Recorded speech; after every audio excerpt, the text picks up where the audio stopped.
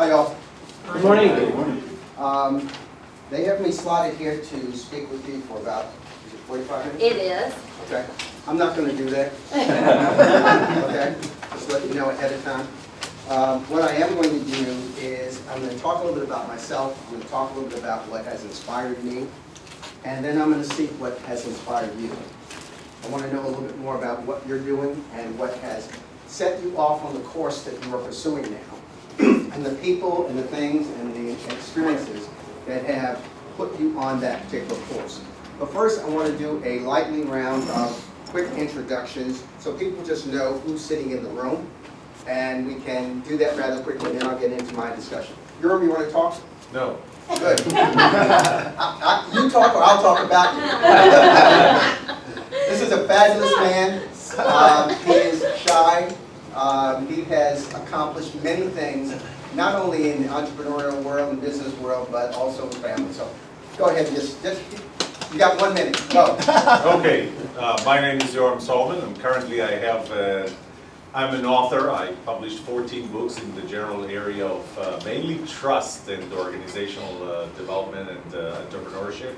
As Camille said, I was involved in creating what you know as Wi-Fi and USB, long before they were called Wi-Fi and USB. And I teach here a class on graduate school, in the graduate school, on starting a business, and love doing that. Okay. Enough. That wonderful lady that's standing right behind him. He told me to stand up. See? If you didn't stand up, we couldn't see you. That's the guy. Good thing that he's not like telling yourself his story, okay? He told me to stand up. Shame on you. She actually is standing, by the way. I'm wearing the jersey because I'm promoting we are working on encouraging the recruiting the fastest. Who are you? You got to say your name. Nancy. I'm Nancy Hong. I am the startup evangelist. And I wear the jersey today because I love startups and I love to support entrepreneurs. And so this should symbolize that I'm recruiting the next 100 fastest growing company in the Dallas area. And I now work for the Career Institute, and it has been 31 years since we've done this, so that's why here is the jersey. Nancy is Miss Startup in Dallas, so if you are starting up a business, you probably have run across her, or you will, because she will track you down. Next. Diana Marquis. My company is DM Group Consulting, and I work with nonprofits on their fundraising and board governance. Oh, I got a couple for you. My name is Dimitri King. Company is Vending Machine. It's a mobile application that lets people choose what selections they would actually like placed in their vending machine, so they're not wasting any money or time. Okay. Carlos Martinez, great to see you all, and I'm looking forward to the sessions today. I've worked in the technology industry for about 30 years, built a company, sold it to a major consulting firm, and now I That means teach. he made money. So I'm extremely excited about to share my stories with you and all the things that I did wrong, so you don't do those. And so now I teach at the SMU College in the Entrepreneurship Capstone course. Good. Next. Hi, my name is Pamela Bailey. I work during the day at the Center on Research and Evaluation here at Southern Methodist University. But I'm a business owner, Blue Rose Media Group, and our focus is truthful storytelling across the media to promote racial healing, transformation, equity, and equality. Do you videotape those? We're working on a documentary project So right now. you're doing production, right? Yeah. You know this young man? Not yet. Okay, you will. Okay, He's building a production studio. fantastic. Okay? So We will that's one of the reasons we do these introductions. Yes, ma'am. Hi, my name is Nikita Sis, founder and CEO of Utilize. We're an early stage startup building a blockchain-enabled skills-based recruiting platform. I've spent the last Higher education? for higher education. I've spent Okay. the last 20 years of my career helping companies bring in talent and resources in IT. I was the head of vendor management at JCPenney headquarters, and I decided to flip to the other side of the table and help talent match to employers. And so, doing a partnership right now with SMU and another school out of West Virginia, so just really excited to be here to learn more and meet. Good, good. Next. I'm Nathan Beam. I'm a senior at SMU, and I'm very excited to learn from all of you. Okay. Do you have entrepreneurial aspirations? Yeah, in the future, I'm not sure. You're still trying to figure out what you want to do. Yeah. Okay, Right, I'm just hopefully, prepping at for the end of the future. day, you will be convinced. Next. I'm Crescencio. I'm also a student. I'm in the MBA program, and I'm a digital marketing student. So I specialize in websites, email marketing, direct marketing, social Okay. media marketing, and all that stuff. Good. My name is Raleigh Dewan. I'm a student here at SMU. My company is Attract Sweet Tea, which is a tea company that features American-grown tea and a zero-calorie, zero-glycemic sweetener. What kind of sweetener? Zero-glycemic, zero-calorie. Okay, good. I want to talk to you about the sweetener. Oh, Bruce Snyder, retired executive out of Texas Instruments and Raytheon. Been here at SMU now for about 4 years, doing most things but not teaching in the law school. Recently, last year, started up a new company to help bring in some research funding and grow business around some of the modified products out of Texas Instruments. President and CEO of that. Okay. Everybody, listen to what this young lady has to say. I'm a retired expat. What's your name? Adriana Carpizo, and I'm a part-time teacher and now entrepreneur. So I write stories for bilingual content, and it's all about content and the need for real content for preschool all the way to 3rd grade. And you want to take that online, and you want to be able to make it I am digital and working- make it around the world, Yes. right? Yes. See how easy it is to find customers for you? Okay. Awesome. Buenos días, Carlos Carpizo. I'm Adriana's husband. I'm a recovering executive, having spent 25 years in the technology space. Now mentoring residents here at the Incubator, just like my tocayo Carlos. It's, I'm a failed entrepreneur in the past, so I can tell you a lot of things that you shouldn't be doing. And I have, the scars to prove it. And now I have a social venture here called Cosmos. It's the intersection of art, technology, and opportunity for disengaged young adults. We have 18 million of them between the US and Mexico. And thanks to the Incubator, I'm now a published author as well.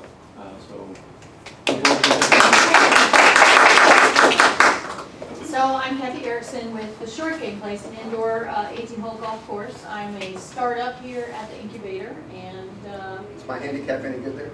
absolutely. And it's an inclusive place for universal design for anybody with any differing ability. We'll be able to play golf with everybody else. Wonderful. Hello, my name is IK Okafor. I'm an MBA student here, also the president of the Black Graduate Student Association with huge entrepreneurial aspirations. So looking forward to meeting and talking with everybody and possibly finding what lane I want to join once I graduate with my MBA. So thank you. Hi everyone, my name is Kirill Mogus. I am a major in computer science and math, and I'm a senior. I'm trying to build a startup that offers software solutions for MOUs that try to deal with US and services. Okay. Hi y'all, I'm Sean Subru. I'm a computer science here at Southern Methodist University.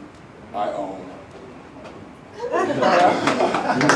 Plus, which is a platform that exists in an app and a website for rising potential college students and current college students to find resources that help them figure out their futures in education.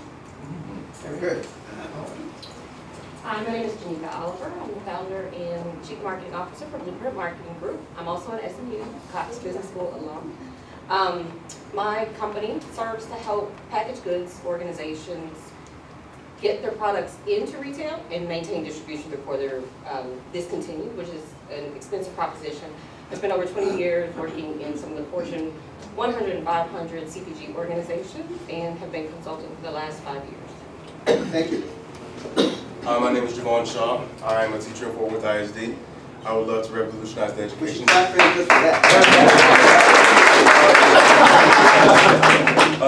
love to revolutionize the education space with biometric attendance, career and interest exploration, and data-driven instruction.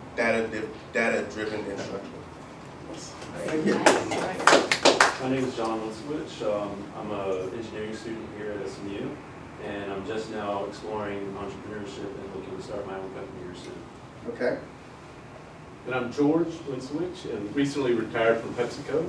I'm looking to start a business and want to learn today on how to do some of this entrepreneurship. Good. Good morning, I'm Kim Johnson. I'm an SMU Cox alum. I'm currently the owner of Keynote Tea and Supplements. What kind of tea?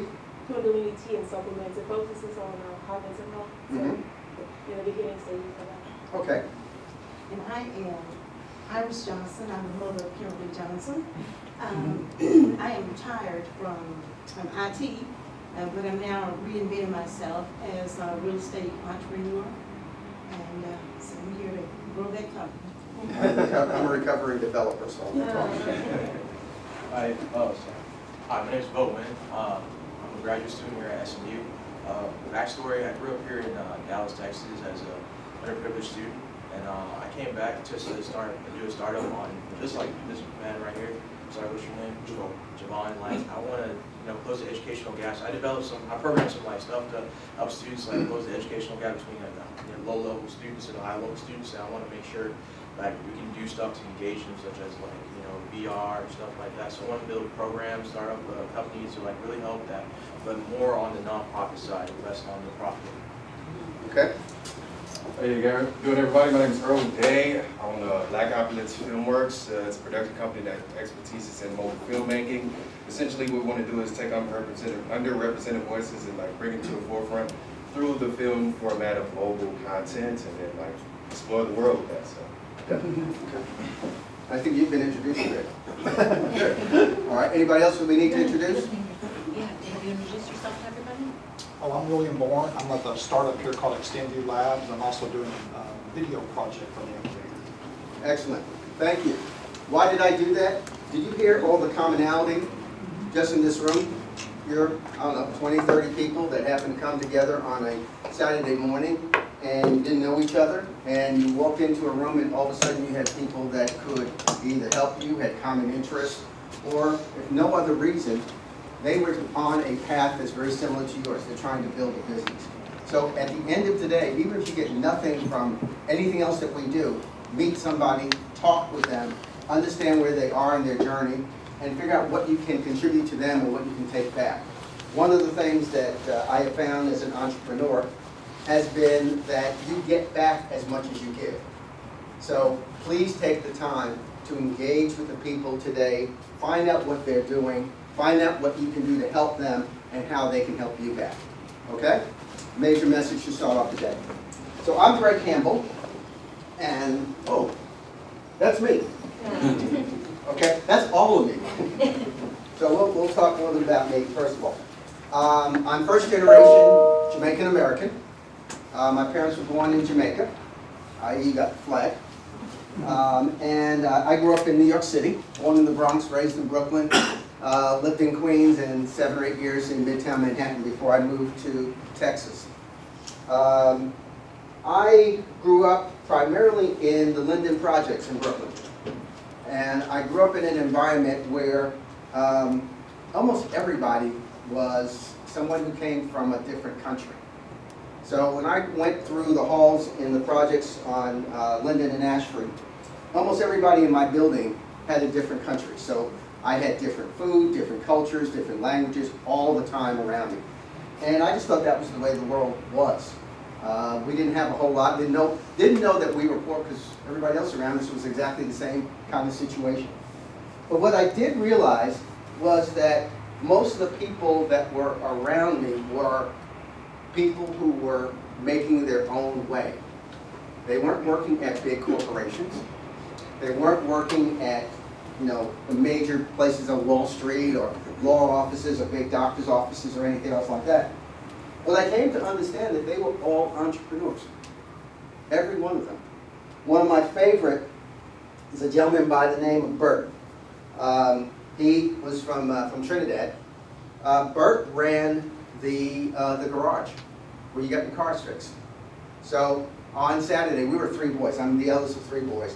When we got up in the morning, if we weren't working with my dad, we went to Bert's garage to go work with Bert in his garage. And if it wasn't Bert's garage, it was one of my father's friends who had their own business. So everybody had a business. If they worked at the post office, they also had another business on the side. So I learned entrepreneurism by just being around my family's friends. My father was an electrician, but his side hustle was he was a photographer, very accomplished photographer.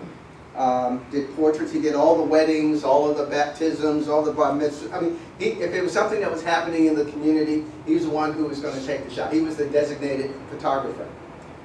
What did that mean? Well, if he was shooting somewhere, I was standing there holding the light. Okay? Back in the days, there wasn't this flash sitting down on your phone or anything. There was the big camera, and somebody had to hold the light, or or move the equipment and move the screens and everything, the backgrounds and things like that. There was no electronic backgrounds. You had to do it yourself. So I became involved in a village of people who were all about building businesses. They weren't building businesses because they thought they had to build a business. They were building businesses because that's how they survived. That's how they fed their families. That's how they accumulated enough money to move out of the projects and buy a house. So that's the environment in which I came from, and an environment that I was very, very proud of.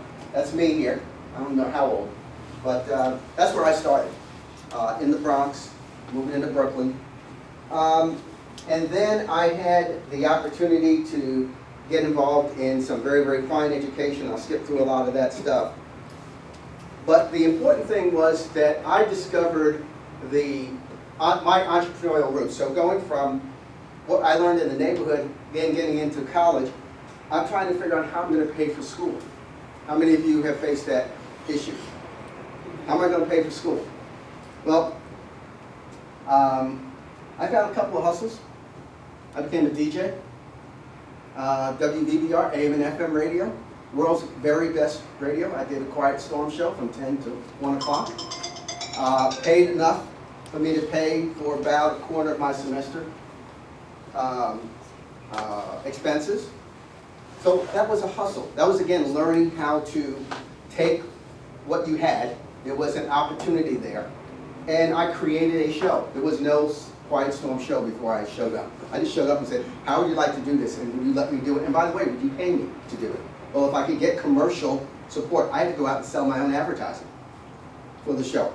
So I created a show within a radio station. Next thing I did, which was kind of interesting, I built a bar. How would you like to have the first bar on campus at Cornell University? And I did it with state dorm authority funds. So I took state funds and built a bar. It's not legal, by the way. So, long story short, back in my day, we had a lot of student takeovers at universities, all the university administrators, cover your ears. So I'm going back to my college days, I'm taking over universities. I spent a lot of time with the dean of students, and I end up becoming good friends with them. In fact, when we were going to have a takeover, I'd call his wife and tell her to pack some extra food so I have something to eat also when I'm taking over his office. Found that there was some extra space in the student union. Decided that I would propose renovating it. I just didn't tell them what I was going to renovate it for. I renovated it for a bar, applied for the state dome authorities, and the shit didn't hit the fan until the request came in for the liquor license. And the dean called me and said, so why am I looking at a liquor license request here? And I go, well, because I'm building something here. Well, long story short, I convinced him, as every entrepreneur, you come up with a reason to get over barriers. I convinced him it was better to have students drunk on campus than drunk in town. So at the end of the day, I got him to sign the license, and the Thirsty Bear Tavern was created. And again, that was another source of income to allow me to get through school. So I've been doing entrepreneurial things for a number of years, and I have found it to be a way of life. I always say to myself that my mission in life is to use my business acumen to be able to overcome major problems.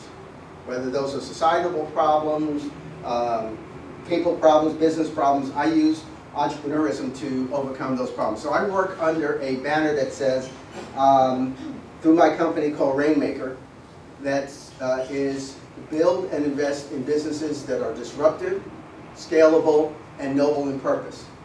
Disruptive, I'm trying to basically destroy the status quo. Not because it's nice just to destroy it, but because I'm trying to find something better.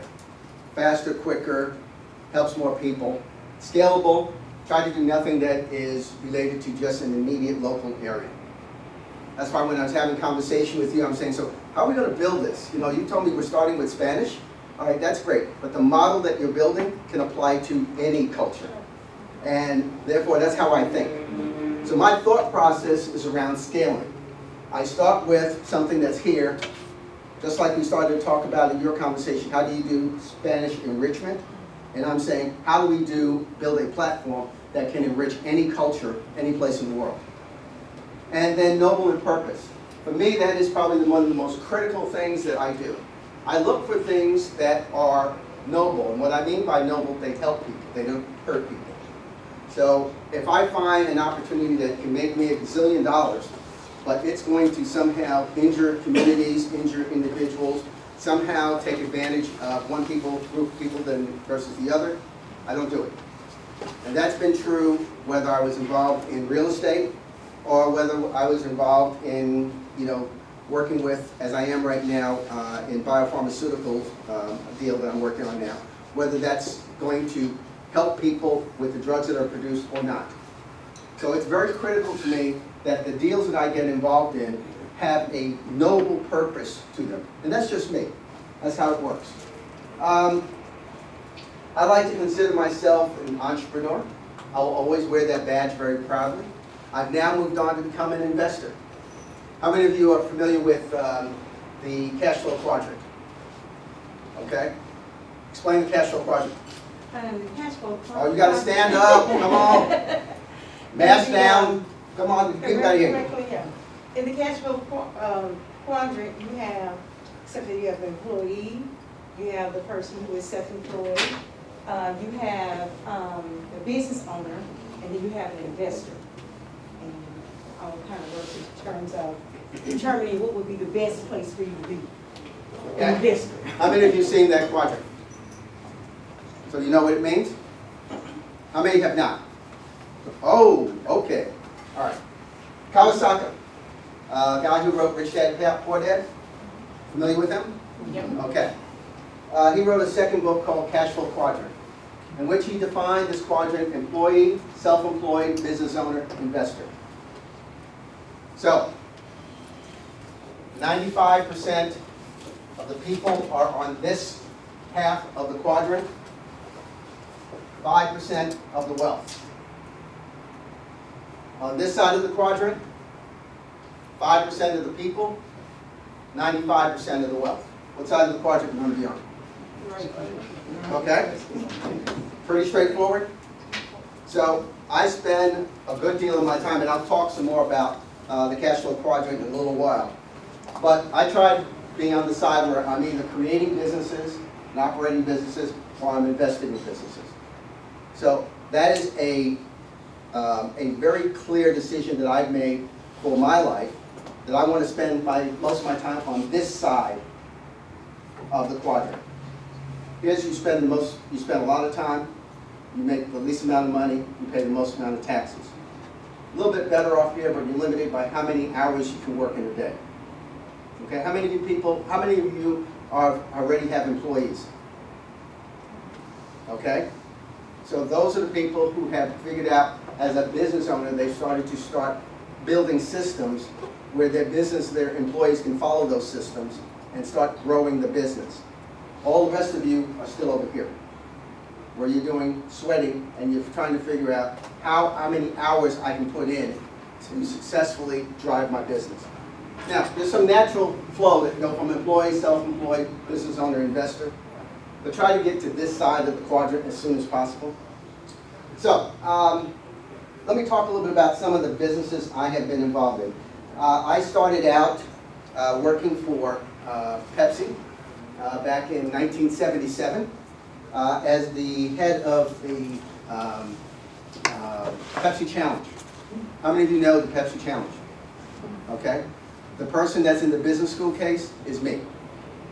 So I was the person that launched the Pepsi Challenge and ran it nationally for a number of years. And then I went into to work running Diet Pepsi, left the company, went to CPC International, ran businesses there, and then Pepsi lost their mind. They called me and said, how would you like to be the person that is overseeing our business and financial planning? So PepsiCo at that time calls me and say, I'm going to take a marketing guy, who's your marketing person. So imagine somebody called you and said, hey, we're going to put you in finance and planning. And you're going to run it, by the way. That's what happened to me. I went from a marketing person, consumer package person, into a planning and finance person. Why would I do that? I already knew the marketing piece. I was looking to figure out how I could be stretched. And they were crazy enough to allow me not only to go into the department, but actually to lead that department. So I was the person at the end of the quarter who had to figure out where the penny was coming from. I was the person who had to incorporate all of the business plans from all 11 divisions, which we owned at that time. And I was the person who had to do a lot of the merger and acquisitions work. I'll tell you some really amazing stories about having to sit in on corporate board meetings where you get to sit in the third row in the back and hold a clipboard, but it was still an interesting experience for a guy who was then maybe about 30 years old. Long story short, I left corporate America in 1988, and I've been building businesses since that time. I haven't had a paycheck that I haven't signed since 1988. Sometimes I've had to skip a couple of paychecks because there wasn't no money. But I've been basically building businesses from that time. Started in management consulting and built that from myself up to a total of 43 consultants and 16 staff members. And I started that in 1988 and sold that in 2004. I then got into real estate development and Solomon Partners, and I built the first affordable housing program in Oak Cliff in 40 years. So the first new sticks in Oak Cliff. Unity Estates, you can still go down there and see it, 285 single-family homes in an area where people said you couldn't do it and you would never be able to sell it. Smart thing that I did was I hooked up with the African American Pastors Coalition. I had 16 preachers every Sunday selling my houses. Okay? When you are an entrepreneur, you want to bring a gun to a knife fight all the time. You want to find something that's going to give you an unfair competitive advantage in the marketplace, whatever that might be. For me, it was having 16 preachers who could get into their pulpit and say, guess what? We think you should buy a house there. Why did they do that? I named every street in the development after a church. Okay? So the people from Pilgrim Rest wanted to be on Pilgrim Street. The people from St. Luke wanted to be on St. Luke Street. The people from, you name it, Oak Cliff Bible wanted to be on Oak Cliff Bible Street. So I named every street after a church. And therefore, they had their parishioners wanting to buy houses. We were selling at a rate of 6 houses a week. If you've been in the real estate business, if you can sell 6 houses a week, that's an incredible run. My only mistake in that deal was I didn't dream big enough. I bought 57.8 acres of land. I should have bought 100 acres of land because I could have sold that many houses. Okay? Tying into the noble and purpose, my next step along the way was I founded the North Texas Opportunity Fund. I created a private equity fund to invest in women and minorities, and particularly in the southern sector. And crazy enough, people gave me $27 million. I'd never been in private equity in my entire life. I could spell it, but that's about all I could do.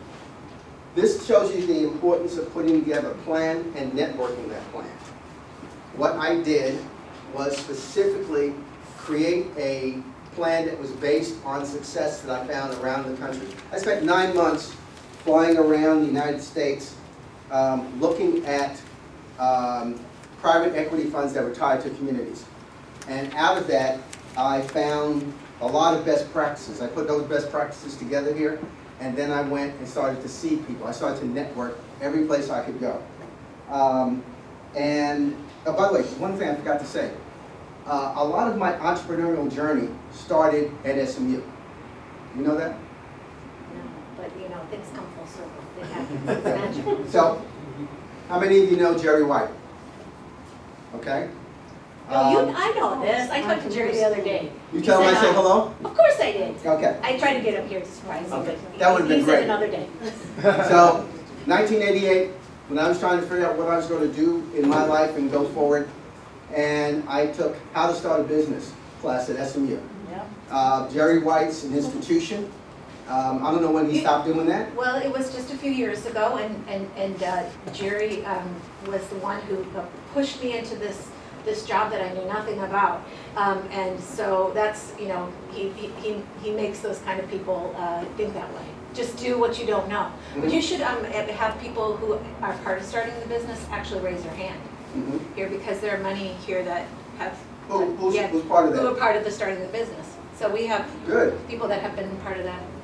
as All well. I can And tell you Nancy. was it was such an enriching Yeah. experience.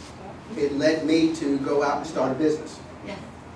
So my roots of, you know, taking what I learned as a kid and then applying it into real life came through SMU and Jerry White's class, How to Start a Business. We invested in 9 companies, made a tremendous amount of money for our investors here in Dallas with that fund. I then landed with Best Associates. How many people have ever heard of Randy Best? Nobody's heard of Randy. Randy's one of the most successful entrepreneurs in Texas. He's done every number of deals in education, in foods, and how many of you heard of the brand Zartans? You know, the Louisiana rice beans product? That's his. Okay? So he's created everything from cattle brands to, he's raised unique kind of cattle to educational programs. A typical Randy deal, he had an after-school reading program. He put $38 billion in, he took 410 out. That's a Randy deal. So when I got a chance to work with Randy, I took advantage of it. We addressed the issue of lack of access to higher education in South America. So how many of you know that in other parts of the country, it's very hard to get a higher education? Very hard to get to college. So in Columbia alone, there were 130,000 people that had graduated from high school, had passed their national exams, and there were no seats for it. One country alone, 130,000. We addressed that problem by going into Columbia, acquiring universities, pulling out all of the common functions. You see somebody looking and going, acquiring a university, you can do that? Yeah, you can. I'll tell you more about that. And pulling out the common functions, and then expanding their educational sites and introducing technology. So something simple. We went to Cinemark and said, can we use your theaters in the morning before movies? They said, sure. We did that, and we expanded the opportunity for students to have an education. We had to teach professors how to teach online and hybrid, which was probably the hardest part. It's not the students, it's the faculty. So we had to teach faculty how to engage students in a new way with new technologies and in new areas. And we built that now that across South America, Whitney International University, which is now called Alumno, has 300,000 students. It's ranked as the 3rd best university in South America. It has programs from technology all the way through med school, law school, all the graduate programs grant PhDs. We're the largest university system in Argentina. We had to learn a lot about technology, how to deliver classes via online, via satellite. We had to learn a lot about technology systems, how do you measure attendance and everything else. So we built all of that from scratch and applied that in South America, and then we took it and brought it back to the United States. So New England College of Business and Finance in Boston. Academic partnerships headquartered initially here in Dallas, then we recently sold about 2 years ago. So a lot of things in the educational space. And then I met this crazy guy named Tom Joyner. How many of you know Tom Joyner? I know Tom Joyner. The fly jock? Okay. Well, Tom was trying to enhance a number of HBCUs, historically black universities, and he got tired of just writing checks. So he thought, hey, let me go buy one and really figure out what I can do with the university. His son, how many of you know that is Killer and Thriller? All right. I was with Thriller. He and I were sitting on a board, and he told me this scheme about his father getting ready to buy a university. I took a look at the deal, and I told Tom that was the quickest way I've ever seen anybody could burn $30 million. So he said, so what else should I do? I'm tired of writing checks. So I said, let me think on it for a little bit, okay? Very infrequently in your life will you come across an opportunity where somebody says, I have a lot of money. I want to solve this problem. I don't know how to solve it. Would you tell me how to do that? That is a unique situation, ladies and gentlemen. So I went and sat down and thought about it, got together with my business partner in education, Dr. Gerald Heger, who used to be the president of University of Maryland University College, which is the largest online university in the world. And he and I came up with a scheme. We built HBCUsonline.com. And what that was an ed tech company that helped assist historically black universities put together degree programs online. So we did everything from training the professors, bringing in the technology, structuring the recruiting programs, figuring out the sites, figuring out what courses were hybrid, which were fully online, how to build schedules. We figured out which programs to launch first versus others. Our first program we launched was at Texas Southern University, their MBA program.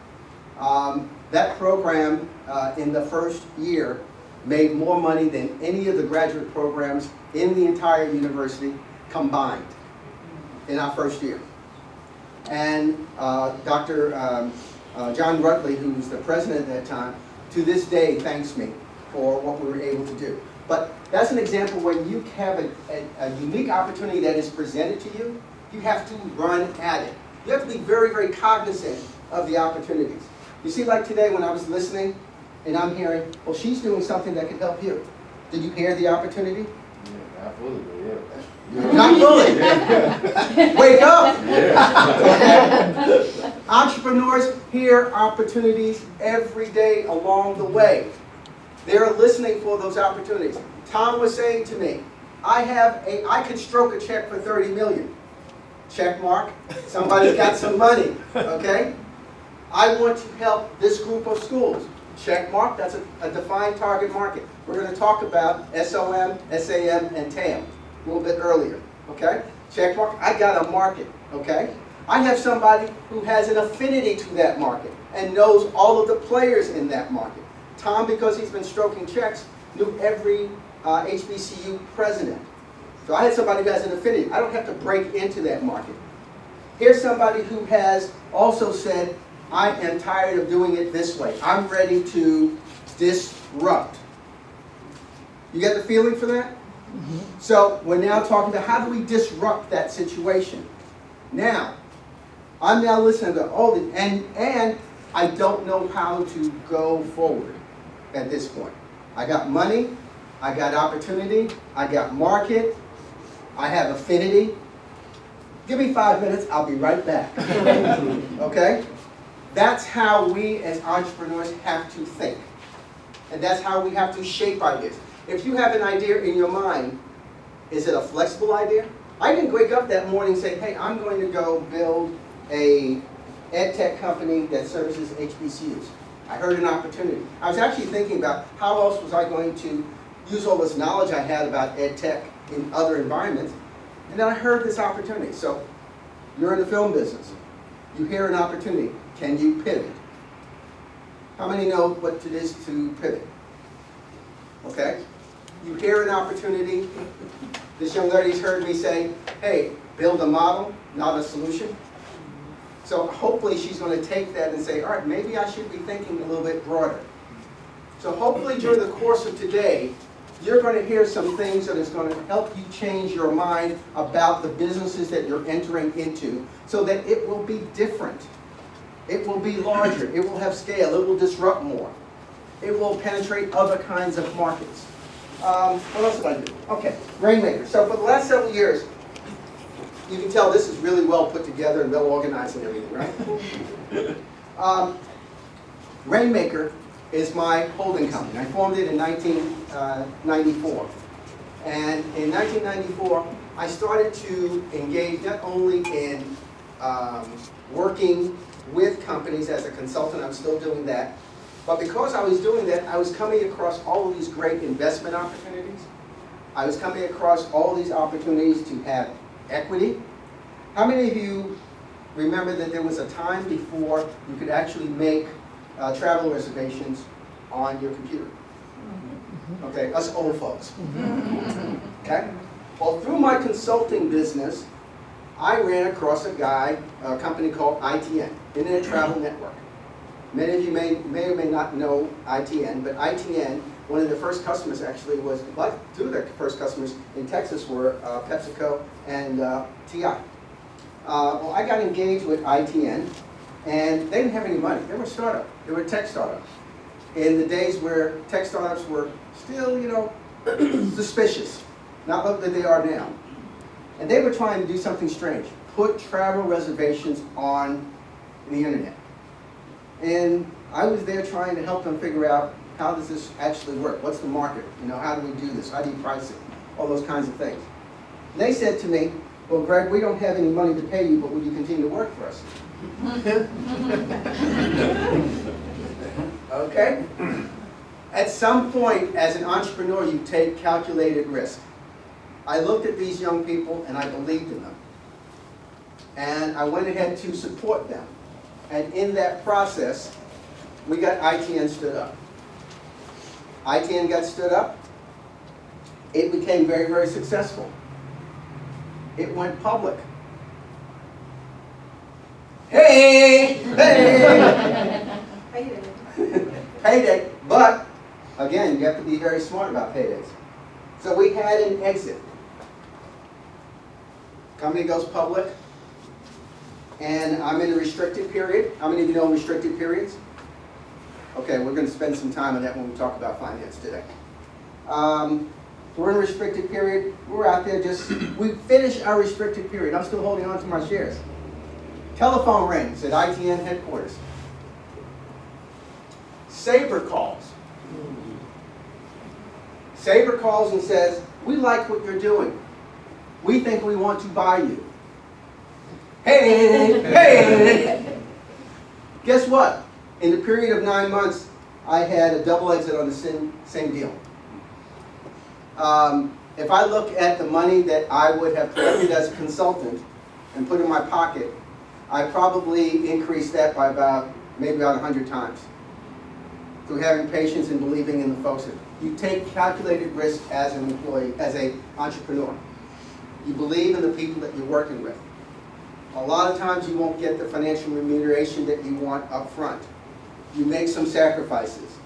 Those sacrifices, if you play your game out properly, will be rewarding, and half the times they won't. So you just accept. Some things are going to fail. Other times, they're going to work out. Maybe not 100 times return, Nancy, but sometimes a good enough return to make it worthwhile. Will you turn my slide, the next one? So, I'm going to talk about some of the people that inspired me. How much more time do I have? I'm about at time? So I'm going to talk about one person. Actually, one or two. Can I speak about two people? Two people. Okay. Okay. So, there's two people that I want to just mention to you that really have inspired me over the years. Reginald Lewis. How many know Reginald Lewis? Okay. I see some hands up. Reggie was the first African-American business leader to run a company that was $1 billion. He did the largest transaction that a African-American had done. He did a $1 billion transaction when he bought Beatrice Foods. And that, to me, the fight that he went through, the effort that he put in. He was a Harvard-trained lawyer. He was not a business person. He spent some time on Wall Street. But he saw the opportunity, and he let nothing stand in his way to accomplish that. He wrote a very interesting book, Why Should White Guys Have All the Fun? Okay? It sits on my desk all the time. because it reminds me that there is nothing that I can't do, no matter who I am. And that's what I say to all of you. There is nothing that you can't do as long as you allow yourself to do it. Okay? If you need inspiration, read Reggie's book. His attorney, who used to live here, wrote into the copy of the book that she gave me. She told me that I reminded her of Reggie. And I take that as an honor for somebody who was close to him for over 20-something years, that she said I was the person that most reminded her of Reggie Lewis. I take that as something deeply inspiring to me. Skip ahead, if you would, to Naylor Fitzhugh, if you could. Stop. Naylor Fitzhugh is an unusual person. He was the first black graduate of Harvard Business School. You remember Naylor from Pepsi? Okay. Naylor graduated from Harvard Business School in 1933. He couldn't get a job. Think about that. Harvard undergrad, Harvard MBA. Could not get a job. Went back to Washington, where he was from, worked for Howard University, became a professor there. He's the person that created target marketing.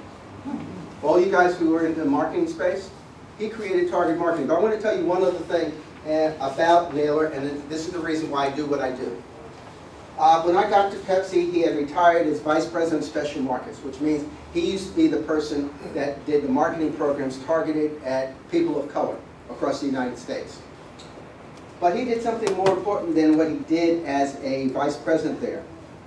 Every other Thursday, he gathered those people, women and people of color, to his house. And we went to his house in New Rochelle, and he took out a chalkboard in his living room. And he taught us how to survive in corporate America.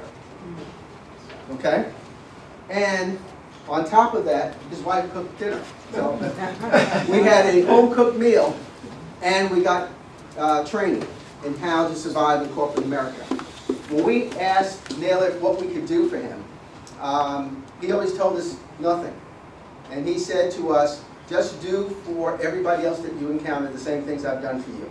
Pay it forward. So, ladies and gentlemen, that's why I do what I do. Because of this gentleman. Because of the inspiration that he was to me, personally. When he died, I get choked up talking about Naylor. When he died, there was a chair named for him at Harvard Business School. Now imagine, graduated from Harvard Business School, first black graduate, couldn't get a job, couldn't do anything there. And now they name a chair for him. See how things come full circle in life? It was the fastest funded chair ever in Harvard Business School because of the lives that he had touched across the United States. Not just people of color, everybody. Because he touched so many different lives. You want to be that person who at the end of your days, people think about and say, hey, this person touched my life. And I leave that to you to achieve. You can do that through the things that you do in your business, through your employees, the people that you touch, because you, as an entrepreneur and you're successful, you'll have the ability to write checks. You'll have the ability and to have time that you can invest in other people. Please do that. Please be a symbol and an inspiration to others. I'm out of time. Thank you for this privilege.